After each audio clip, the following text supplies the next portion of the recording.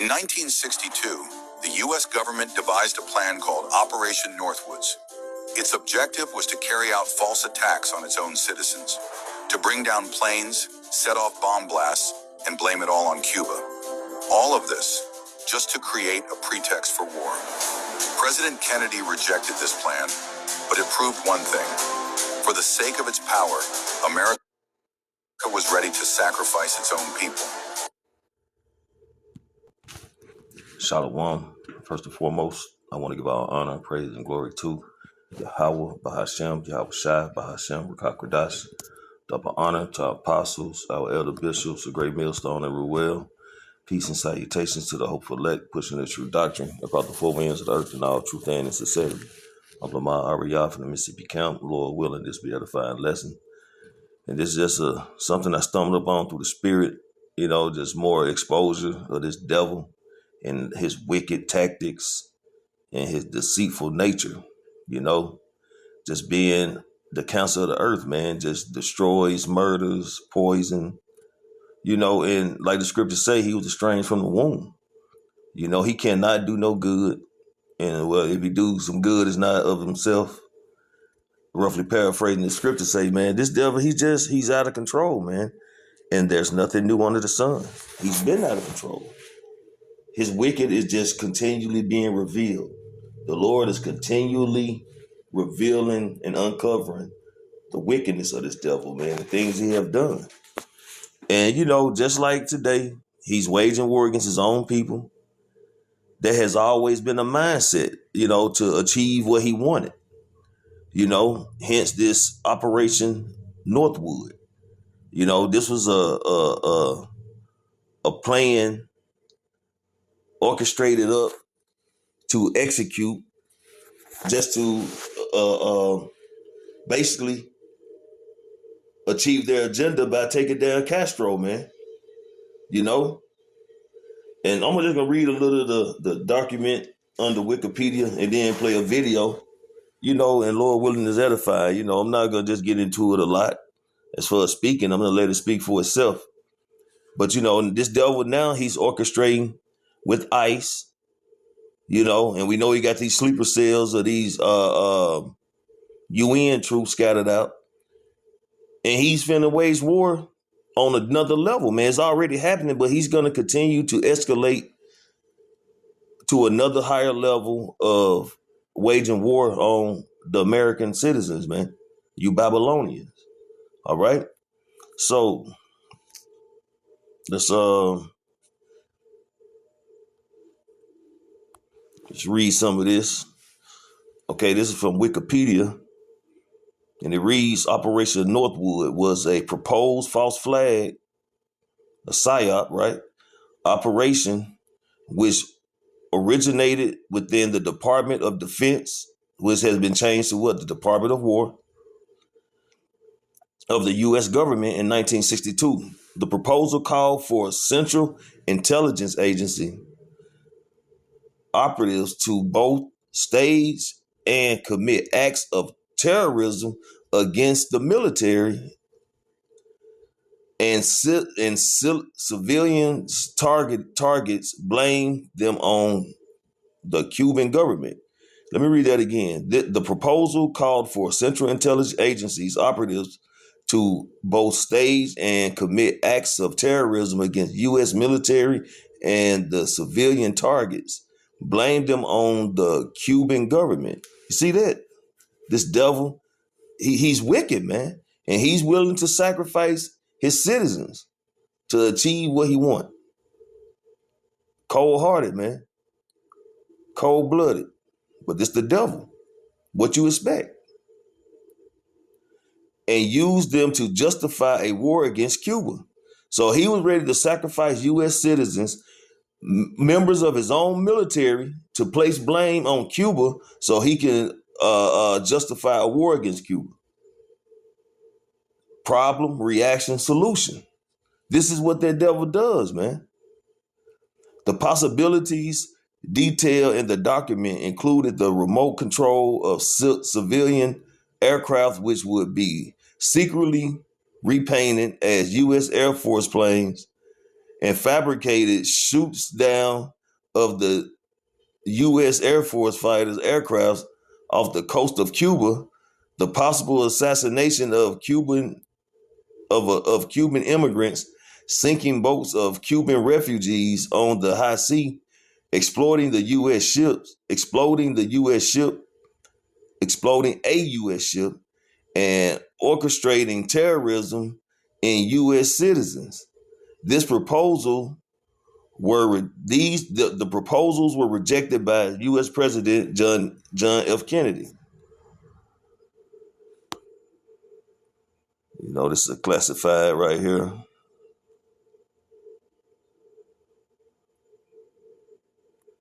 Reading on, let's skip down and go on to read on. Who is this? General Lamin Lemenzer, if I'm pronouncing that right, who was in charge of the chairman of the chief of staff, and probably a small hat. But I'm gonna continue to read on. Fidel Castro had taken power in Cuba in 1959 and began allowing communists into the new Cuban government, nationalizing U.S. businesses and improving relationships with the Soviet Union during the Cold War, arousing the concern of the U.S. military. The operation proposed creating public support for a war against Cuba by blaming the Cuban government for terrorist acts that would be perpetuated by the U.S. government. Operation Northwoods proposal recommend hijacking and bombing, followed by the introduction of false evidence that would implicate the Cuban government, is stated. So he's setting up. He wanted to set up the Cuban government by way of false flags, shooting down planes that they had painted and made look like U.S. ships, and blaming on the Cuban government, as well as ready to wage war on U.S. citizens, man. This is the devil that you niggas are always talking about from the other groups, you know, particularly Genesis, that these devils can be saved, man. I don't know what's wrong with you niggas, man. The desire, what's that? Resilient. I don't know why I can't pronounce that.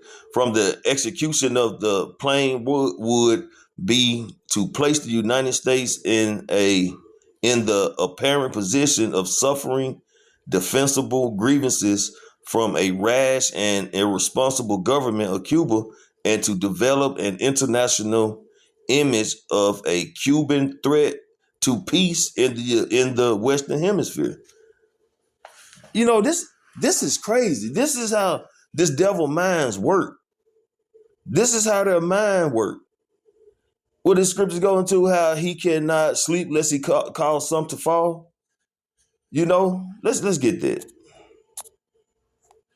All right, this is the book of Proverbs, chapter 4, verse 16. We're going to do it in the AMP. For the wicked cannot sleep unless they do evil, and they are deprived of sleep unless they make someone stumble and fall. For they eat the bread of wickedness and drink the wine of violence. And that's what this devil was doing at this time. He was not able to sleep.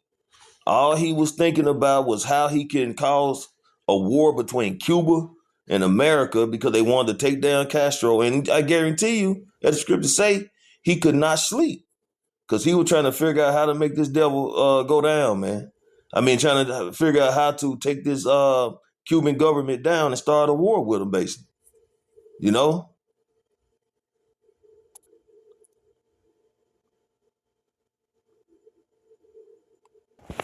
All right, I'm going to read that one more time because I got interrupted. But this is, again, Proverbs chapter 4, verse 16, starting at verse 16.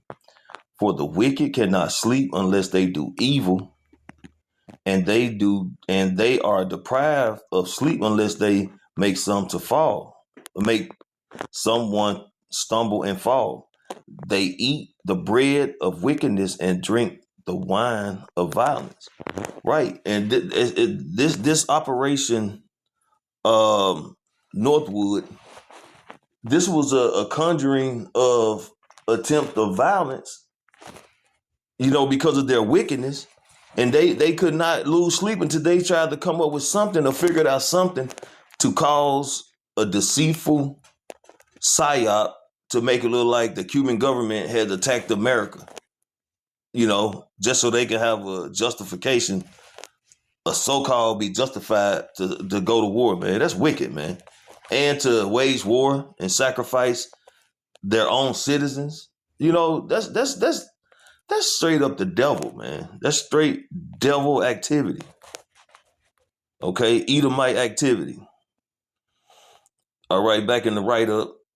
Several other proposals were included within Operation Northwoods, including real or simulated actions against various U.S. military and civilian targets.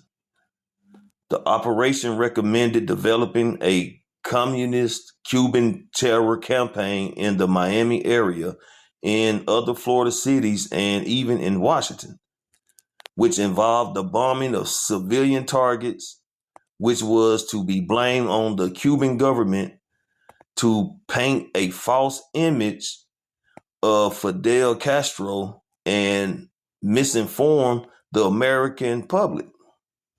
Because they always doing misinformation, That's why they be, flagging brothers' videos. That's why they trying to get control of all the narratives when it comes to, these particular platforms. Because, you got the two witnesses, which is the Northern and Southern Kingdom. Then you had a third witness, which is the whistleblowers, man, amongst their own nation, their own people who are calling them out on all their wickedness, man. People are seeing it, man. There's a lot of people who refuse to, acknowledge reality. But it's a very large amount of people who are seeing what this devil is really up to, are really acknowledging his wickedness, man. And they calling them out on it. Like the scripture goes into how, the Lord is, lifting his skirt. He's being exposed. Okay, his thighs showing. All right. The plan was drafted by the Joint Chief of Staff, which is what? This devil right here. Right? Chairman Lemitzer, and send to the Secretary of Defense. Although part of the U.S. government anti-communist Cuban project, Operation Northwood was never officially accepted. It was authorized by the Joint Chief of Staff, but then rejected by President Kennedy. None of the false flags operations became active under the auspices, so like you pronouncing that wrong, of the Operation Northwood proposal. So apparently that they didn't never get the green light to do it, but I guarantee you some of the agendas were still, executed in the attempts thereof, because this is the devil. So I'm going to get a couple of scriptures. All right, this is Jeremiah chapter 13, verse 23. Can the Ethiopian change his skin, or the leper his spots? That may ye also do good that are accustomed to do evil. So, this devil, he's accustomed to do evil, man. So he just can't do good. He can't change his nature. He can't change that spirit that he has. He's the father of lies. His spirit is not upright. He's estranged from the womb. He's the wicked. So his nature is to do wicked, evil things. He can't help it. He can't change who he is, man. He can't change who he was created to be by Yahweh Hashem outside, man. It's just, it's in him. It's his DNA.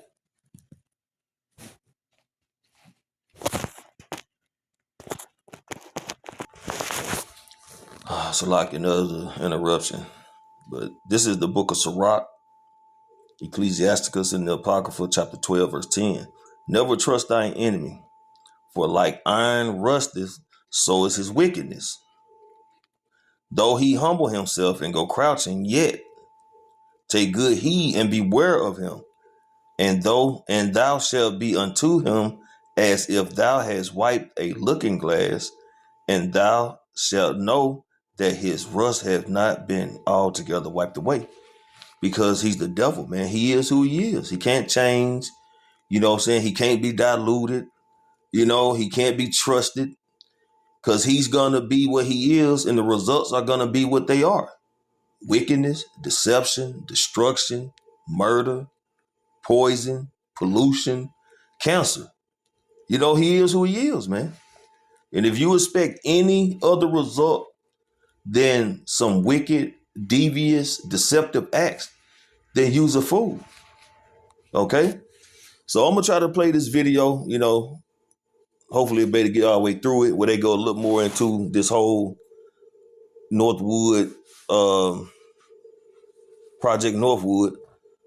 So again, Lord willing, this video is edifying. I want to give all honor, praise, and glory to Yahweh, Bahashem, Yahweh Shai, Bahashem, Rakakwadash. Double honor to our apostles, our elder bishops, a great millstone and Ruel. Peace and salutation to the hopeful elect. Shalom. This is not speculation. Every detail in this episode comes directly from declassified U.S. government documents. In April of 1961, the United States launched a secret invasion of Cuba. It was supposed to be quick, surgical, quiet, but instead, it became one of the greatest foreign policy disasters in American history. Over 1,400 CIA-backed exiles stormed the beaches of the Bay of Pigs, and within 3 days, they were either captured, killed, or forced to surrender. The plan had been to overthrow Fidel Castro. What America got instead was a global embarrassment.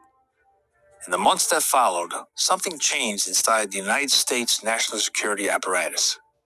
Publicly, Washington claimed restraint. Privately, it was a different story. Behind closed doors, military leadership believed the only way forward was war. But with the American people still reeling from a failed invasion, public support wasn't guaranteed. That's when a new plan was drafted. One that would guarantee outrage, one that would rally the nation, and one that, if approved, would cross a line no republic should ever entertain. A plan that, if executed, would have killed innocent Americans on American soil, just to start a war. The plan called for hijackings, bombings, staged funerals, even a fake airliner explosion. And none of it was coming from a foreign enemy. It came from the Pentagon. This wasn't a rogue idea scribbled on a napkin. This was signed off by the Joint Chiefs of Staff. They called it Operation Northwoods. So why would a U.S. military plan a false flag terror attack on its own people? And what does it say about the lines our leaders are willing to cross when they think no one's watching? Let's try and find out. Hello, I'm Mike Droberg, Marine Corps veteran and filmmaker. We will try to answer these questions on today's episode of Forgotten History.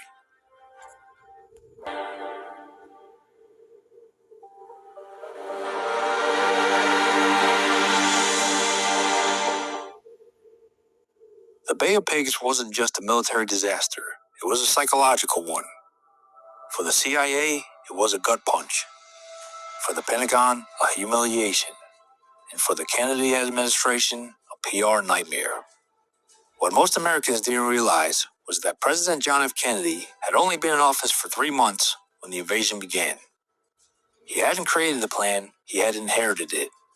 A cockamamie CIA scheme hatched under the Eisenhower administration that was already in motion by the time he took the oath of office. The invasion had been sold as airtight, but in reality, it was underfunded, poorly coordinated, and based on wildly optimistic assumptions about the Cuban people rising up against Castro. They didn't. The world watched as America's covert operation fell apart in real time. Castro paraded prisoners in front of cameras. Khrushchev mocked U.S. weakness. And inside Washington, patience wore thin. And once given the green light, the failure landed squarely on Kennedy's shoulders. The Joint Chiefs of Staff, America's top military leaders, began pushing for something far more aggressive. They didn't want another half-baked mission. They wanted a full-scale invasion of Cuba.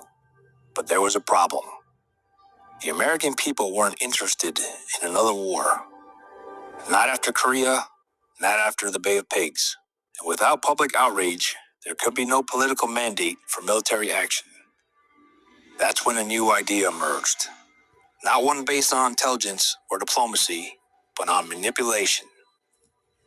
If they couldn't win the hearts and minds honestly, they'd manufacture the crisis themselves. And in March of 1962, the U.S. Department of Defense submitted a proposal that would send shockwaves through history, though the public wouldn't learn about it for another 35 years. The proposal was called Operation Northwoods. And it came directly from the Joint Chiefs of Staff, America's highest-ranking military brass. And it wasn't just one bad idea, it was a checklist of chaos.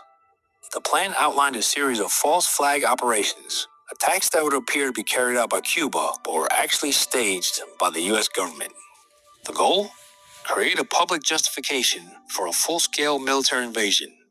Some of the suggestions read like scenes from a dystopian screenplay. They included fake hijackings of commercial airlines blamed on Cuban agents, bombings in Miami, Washington, and even inside U.S. military installations. A drone airliner, painted to match a real passenger flight, would be remotely destroyed over Cuban waters. A list of fake victims, complete with staged funerals, would be published to sell the illusion. They even considered sinking a U.S. Navy ship and faking Cuban sabotage, or staging a deadly riot among Cuban exiles in Florida, supposedly incited by Castro's agents. The memo even referenced history itself, suggesting a new Remember the Maine incident, a nod to 1898 when the mysterious explosion of a U.S. warship triggered war with Spain. They wanted to follow the same blueprint, manufacture a tragedy, blame the enemy, and rally the nation. One memo proposed assassinating Cuban refugees or American civilians to generate a helpful wave of indignation across the country. These weren't theoretical suggestions buried in the footnotes. They were written in plain language, deliberate, cold, methodical. And most disturbing of all, the Joint Chiefs of Staff didn't just brainstorm the plan, they signed off on it. The document was approved by General Lyman Lemnitzer, chairman of the Joint Chiefs, and delivered to the Secretary of Defense in March of 1962. The final decision now rested with one man, the President of the United States. The Northwoods proposal was submitted to Secretary of Defense Robert McNamara, and from there, it made its way to the President. John F. Kennedy was just over a year into his first term, still weathering the blowback from the Bay of Pigs, still battling his own military leadership behind closed doors. But this time, the Joint Chiefs of Staff had gone too far. Operation Northwoods wasn't a military plan. It was a blueprint for domestic terrorism. The document was signed and endorsed by the most powerful generals in America. General Lyman Lemnitzer, General Curtis LeMay, General George H. Decker, Admiral George W. Anderson, Jr., and General David M. Shoup. General Lyman Lemnitzer wasn't some loose cannon. He was a decorated World War II veteran, a key architect of Cold War defense strategy, and the most powerful military officer in the United States, which made his approval of Northwoods all the more chilling. These weren't fringe actors. These were the Pentagon's top brass. And President Kennedy, he rejected it. No edits, no debate, no discussion. He shut the whole thing down. Lemnitzer was quietly pushed out months later, reassigned to a NATO command.